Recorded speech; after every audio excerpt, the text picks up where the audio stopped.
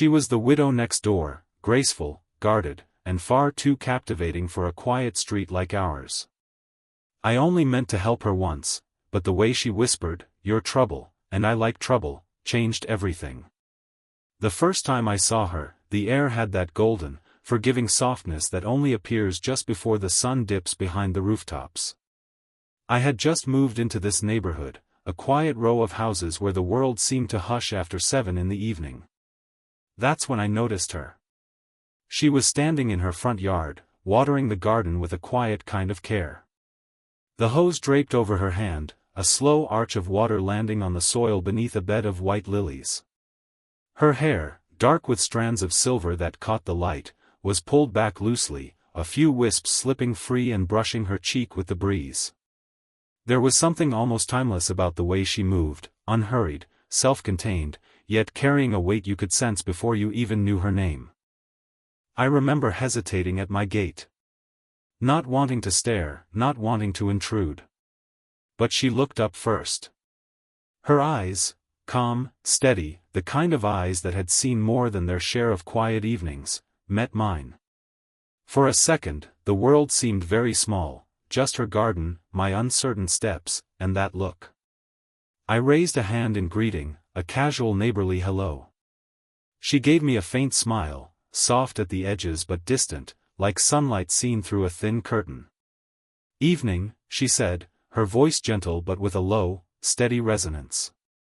There was no trace of hurry, no expectation behind it. Just acknowledgement. We spoke for less than a minute, something about how I had just moved in, how the street was peaceful. She nodded once or twice, eyes lingering but not inviting more. And then, as quickly as it started, she turned back to her flowers. But in that small exchange, I noticed details that lodged quietly in my mind, the way her fingers brushed a stray leaf from her dress, the careful pause before she spoke, the absence of a ring that hinted at a story I didn't yet know. There was a calmness about her, yes, but not the empty kind. It was the calm of someone who had lived through storms and now carried their echoes, quietly, in the way she held herself. As I stepped inside my own house that evening, the image lingered. The widow next door, I didn't even know she was a widow then, not for sure, but something in her presence made the guess feel certain, was not what I expected from this neighborhood. Not someone trying to fade into the background, not someone desperate for company either. Just, there. Solid, graceful, and somehow already occupying more space in my mind than a stranger should. And so, the first glimpse was not dramatic. There were no sparks, no clumsy introductions, no immediate revelations. Just a woman in her garden, and me on my porch, both framed by the quiet of an ordinary evening. But even then, I knew this was the kind of moment that settles somewhere deep, like a seed in still soil, waiting for the right season to grow. It started with something simple, so simple that, on any other day, it might have been forgettable. A cardboard box, slightly torn at the corners, perched awkwardly on her porch. I was coming back from a late morning run when I saw her there, one hand on her hip, the other tugging gently at the side of the box as if it might somehow get lighter if she coaxed it enough. "Need a hand?" I asked, slowing my steps. She looked up, a wisp of hair escaping her bun to frame her cheek.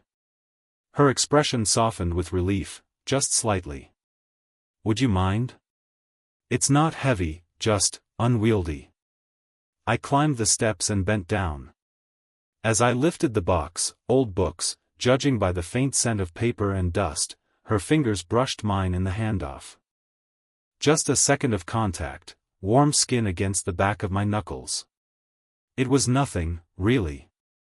And yet, in that moment, it felt like a flicker of static running up the length of my arm. "Where do you want it?" I asked. "Inside, if you don't mind." "Just there, by the kitchen table." Her house smelled faintly of cinnamon and something softer, perhaps old paper, or the lingering trace of a candle burned the night before. It felt lived in, but quiet. Like a room that remembered voices but didn't hear them often anymore. As I set the box down, she poured 2 cups of coffee. "You should have one." After that heroic effort, she said with the kind of half-smile that didn't ask for flattery in return. I accepted, not wanting to refuse. We sat opposite each other at the table, me still slightly flushed from the run, her in a soft gray sweater that seemed made for early hours and slow mornings.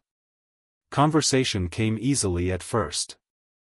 The kind that floats on surface-level things: how long I'd lived here, the quirks of the neighborhood, the creaky fence post 2 houses down that everyone pretended to fix but never really did. Eventually, her tone shifted, only slightly, but enough to feel it. My husband loved this street, she said, looking down at her coffee as she stirred it absently. He said it felt like a place that stood still, no matter how fast the world spun. There was no bitterness in her voice, no trace of the raw edge I feared I might stumble upon. Just memory. A simple honoring of something past. I nodded, unsure if words were needed. I can see why, I said quietly. She glanced up then, and there was something new in her eyes, not quite sadness, not quite curiosity, but a softness that made me forget for a moment the years between us. When I left, I carried the faint warmth of her kitchen with me, the smell of cinnamon, the touch of her fingers, the unspoken sense that a door had opened, even if just a crack. Small favors, small closeness.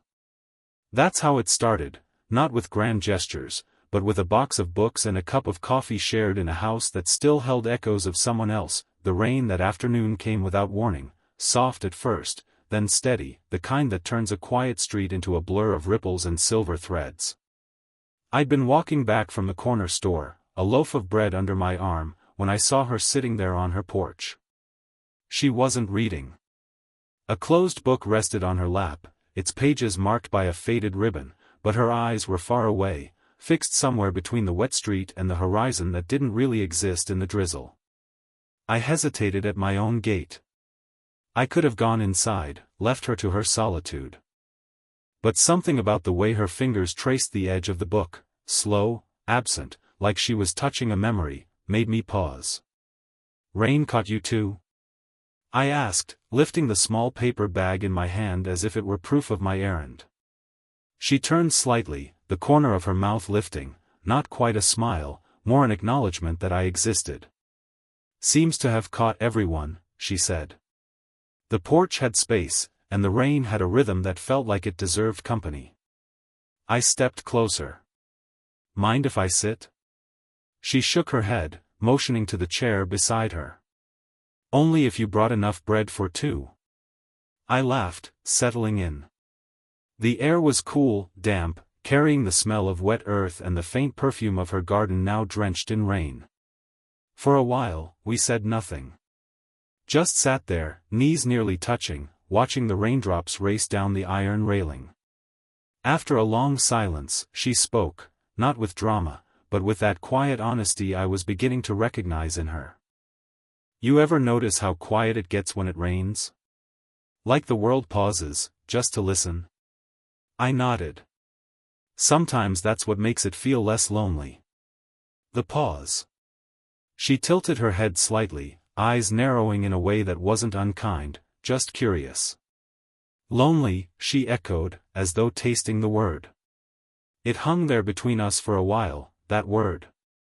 Loneliness, hers, mine, maybe both. "I suppose that's the hardest part," she said eventually. "Not the empty house, not the evenings. Just, not being seen, in the small ways." Her voice barely rose above the rain, but it carried something heavier than sound. A drop of rain slid off the edge of the awning and landed on her cheek, tracing a path down to her jawline. Without thinking, I reached out, just a thumb brushing it away. The gesture was small, instinctive, yet when my skin touched hers, she drew in a subtle breath, and for the briefest moment, her eyes closed. "I'm sorry," I murmured, hand retreating as if I'd trespassed. She shook her head. "No," she said quietly. "It's fine." The rain filled the silence that followed. Not awkward, just charged, in some unspoken way. We didn't move closer. We didn't need to. The space between us had changed already. When the rain eased and I stood to leave, she didn't ask me to stay, and I didn't expect her to. But the sound of the rain, the touch of her skin beneath my thumb, it stayed with me. Long after the clouds began to break, the garden was beginning to show signs of late spring, roses heavy with buds, ivy crawling a little too far over the fence. She was already out there when I wandered over one afternoon, sleeves rolled up, a pair of worn gloves tucked into her back pocket. "You look like you're planning a battle," I said, leaning against the gate. She glanced over her shoulder, a faint smirk tugging at her lips. "This rose bush has been winning for years. I think it's time I fought back." I offered to help, half because it felt right, half because I wanted an excuse to stay. She didn't protest. Soon we were side by side, pruning shears in her hands, a tangle of stubborn stems between us. The sun was high, warm on our necks, and the air smelled faintly of cut grass and the sharp green of the roses we were trimming. Every so often, our arms would brush. Once, she handed me a sprig she'd clipped, and her fingers grazed my forearm, deliberate or not, I couldn't tell. But the touch lingered, like the echo of sunlight after you close your eyes. "You're good at this," I said, watching how carefully she worked. She laughed, a low sound that felt like it belonged to an evening, not a bright afternoon. "I've had years of practice keeping things alive that didn't want to stay."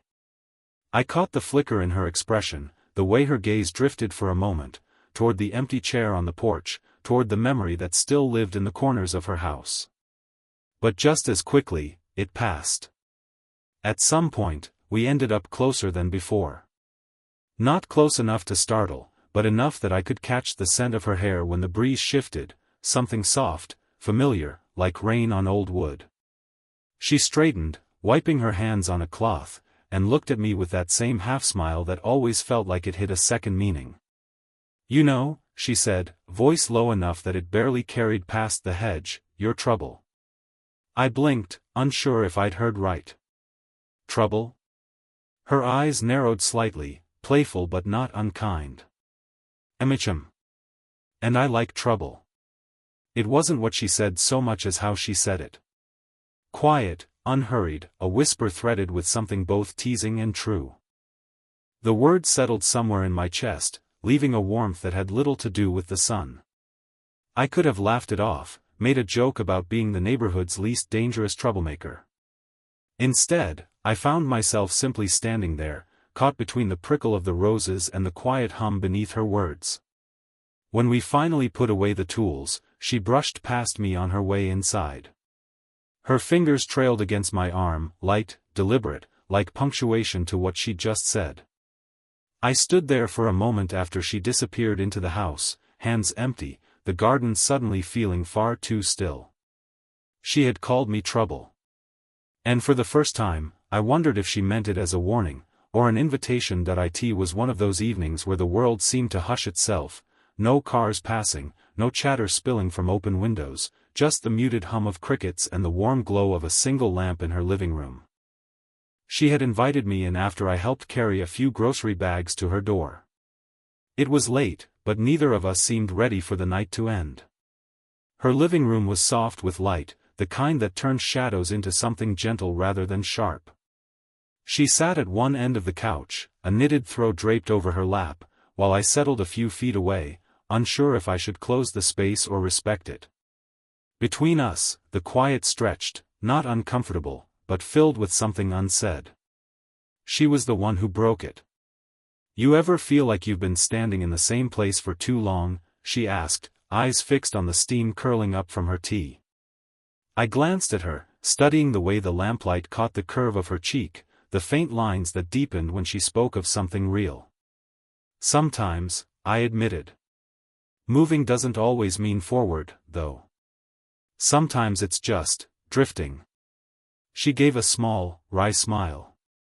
"Drifting. That's a good word for it." And then, as though a gate had quietly swung open, she began to share the pieces of her that no one else on this street seemed to see. How the first year after losing him was all noise, calls, visits, sympathies, and how the second year was silence. How people expect grief to end the way a storm does, leaving a clear sky behind, but in truth it only teaches you to live under a different kind of weather. I listened, not because I felt obliged, but because every word felt like a thread being tied between us. "I'm too young to be old," she said at one point, her voice almost a whisper. "And too old to start over without people wondering why I'd even try." The weight of that lingered in the air, heavier than any rain cloud. I set my cup down, fingers tracing the rim. "What if people didn't matter?" I asked softly. "What if it was just you, and what you wanted?" She turned her head then, really looking at me. Her eyes, green flecked with something warm, searched mine like she was deciding whether I was safe. Her hand moved then, slow, uncertain, and rested over mine. Not a bold gesture, just her palm settling gently, her thumb tracing a slow, absent circle on my skin. It wasn't a kiss. It wasn't a promise. But it was the first moment that felt like something had shifted from the quiet safety of neighbors into the fragile territory of maybe. We didn't speak much after that. The clock ticked softly. The tea cooled between us. But her hand stayed where it was, and neither of us felt the need to move it. The air had turned colder that week, the kind of chill that seeps in early and makes you wonder if autumn arrived before you noticed. I stopped by her porch one evening with a few things I'd picked up for her, nothing grand, just a bag of apples from the weekend market and a spare packet of tea she liked. The sun had already dipped, leaving the sky a pale wash of fading blues. She opened the door with that familiar, faintly surprised look she always wore when she saw me. "You'll catch your death in this cold," she said, stepping aside to let me in. I shrugged out of my coat and followed her to the hallway. The house smelled like cloves and a little bit of wood smoke. She placed the apples on the counter and fussed with the kettle. We spoke for a while, about the garden, about the sudden drop in temperature, about the small and ordinary things that had become the rhythm of our visits. But even as we talked, there was a weight beneath the words, a quiet awareness that each evening I lingered a little longer, and each time she opened the door, her hesitation lasted a little less. When it was time to leave, I pulled on my coat and reached for the door. "Take this," she said suddenly, lifting a soft woolen scarf from a hook by the wall. I chuckled. "You really don't have to, don't argue," she cut in, stepping closer. "You'll only lose." She draped the scarf over my shoulders, and in that simple act the space between us vanished. Her fingers brushed the back of my neck as she looped the ends together. I caught her scent, something faintly floral, something warm, something her. "There," she said, voice quieter now. "Much better." I don't know which of us moved first, but somehow our faces were close, close enough that I could feel her breath against my cheek, warm in the cold hallway. For a moment, neither of us spoke. She lowered her forehead gently to my chest, as though testing the weight of the moment. Her hands rested at my sides, not pulling, not pushing, just there, soft and steady. I felt my own hands hover, then settle lightly at her waist. Not a claim, not a declaration. Just an acknowledgement, "I'm here. You're here." Her breath deepened, a slow exhale that seemed to release something neither of us had named aloud. We stood like that for a few heartbeats, no kiss, no promise, just the quiet, living warmth of two people daring to occupy the same stillness. When she finally stepped back, her hand lingered on the scarf, fingers brushing my collar. "See," she said, a flicker of a smile at the corner of her lips. "Not so cold after all." And then she opened the door. The night air met me again, but it didn't feel nearly as sharp as it had when I'd arrived. By the time summer began to lean into its softer, slower stretch, the garden outside her house had become a quiet haven, roses climbing confidently along the fence, lavender brushing against the edges of the walkway, and the faint hum of cicadas filling the spaces between words. We had fallen into a rhythm by then, neither rushed nor spoken of too loudly. It was something that simply existed, a presence in each other's days, a shared silence that had become familiar. That evening, she invited a few neighbors for tea. Nothing elaborate, just a small gathering, biscuits arranged on a plate, the teapot set in the center of the wooden table on her porch. People came and went, laughing softly, complimenting her garden, commenting on how the house felt, lived in again. I stayed close but not too close, content to carry the heavier tray or refill the cups when needed. She didn't announce anything. There was no declaration, no sudden unveiling of what had quietly grown between us. But every so often, her hand would rest briefly on my arm as she passed, or her eyes would meet mine for a fraction longer than politeness demanded. If anyone noticed, they said nothing. As the last of the guests left and the evening deepened into that mellow gold just before dusk, the world felt hushed again. She closed the gate behind the final wave of goodbyes and turned toward me with a softness in her expression I hadn't seen before, not the guarded smile from the first night, not the teasing glimmer from the garden, but something warmer, steadier. "Stay a while," she said, almost casually. We settled on the bench beneath the climbing roses. The air smelled faintly of tea and the warm earth cooling under the fading light. She shifted closer, her shoulder brushing mine, and for once neither of us pulled away. Her head found its place on my shoulder, almost instinctively, as though that was where it had always been meant to rest. I felt her weight there, not heavy, but grounding. My arm slipped around her waist, fingers tracing the curve of her hand where it rested on her lap. For a moment, there was no past tense in the house behind us. No empty chair at the table. No years between us that might have made someone whisper if they cared enough to watch. There was only this, the sound of the cicadas, the soft breath she let out as she leaned into me, the way her thumb moved slowly against my palm as if to say, "I'm still here." "I never thought I'd feel at home again," she murmured, her voice almost lost to the garden's hum. I tightened my arm just slightly. "Maybe home isn't a place," I said. "Maybe it's someone who notices when you're still standing there." She didn't answer right away. Instead, she turned her face slightly toward me, eyes half-lidded, content, the corner of her mouth lifting in the kind of smile that doesn't need words. And for the first time since that first hello across the fence, I felt the quiet certainty of something not just beginning, but belonging.